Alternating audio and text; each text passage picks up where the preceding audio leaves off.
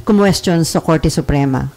Hindi ko alam, pero ayoko nang umabot sa ganon. We all want to go ahead and work. Para sa akin, kung ibalik naman ito sa BICAM, hindi naman na ganon katindi o ganon kasama ang delay. Kasi may pagsisimulan yung budget ng Pangulo in the first place, yung NEP. Konting respeto naman sa NEP at sa flagship project. Yun, balikan natin yun.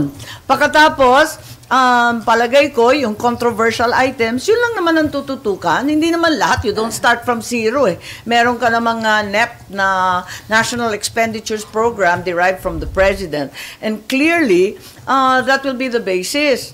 And yun nga, tulad ng sinabi ko, nangyari na naman yan. Kung sakasakali, pinakamalala na to, hindi magkasundo hanggang sa January, magre-reenacted budget ka on a per month basis. Buwan-buwan naman yan Eh di mahahabol pa. Hindi naman na